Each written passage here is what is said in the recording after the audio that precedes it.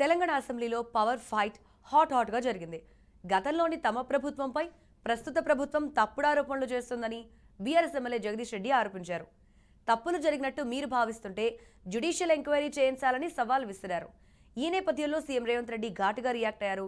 గౌరవ సభ్యుడే డిమాండ్ చేశారు కాబట్టి జ్యుడిషియల్ విచారణ జరిపించడానికి తాము సిద్ధంగా ఉన్నామని చెప్పారు. 3 అంశాలపై జ్యుడిషియల్ ఎంక్వైరీ వేస్తామని చెప్పారు. ఛాలెంజ్ చేసిన వాస్తవం. కేటీఆర్ గారు కాదు, నేను కూడా ఛాలెంజ్ చేసిన. మొదలు నేను చేసిన. ఎవరైనా ఈ రాష్ట్రంలో విద్యుత్ అందుబాటులో లేదు ఈ సమయంలో చెప్పదలుచుకుంటే వెళ్ళి ఒకసారి వైర్ పట్టుకొని ఒక వీడియో తీసి పంపండి. ఏ చర్యలకైనా మేము సిద్ధంగా ఉన్నామన్నమాట నేను ఆ రోజు ప్రకటించిన. పక్క రాష్ట్ర ముఖ్యమంత్రి ఉప ముఖ్యమంత్రి వచ్చి మాట్లాడితే కూడా ఈ విషయాన్ని మేము ప్రస్తావించాం అధ్యక్ష. ఆ రోజు మేము అన్న ప్రతి మాట కూడా కట్టుబడి ఉన్నాం, అందులో సందేహం లేదు అధ్యక్ష. విచారణ చేయమని చెప్పిన సిట్టింగ్ జడ్జి మాజీ మంత్రి జగదీశ్వర్ రెడ్డి గారు ప్రభుత్వానికే సవాల్ విసిరిండ్రు.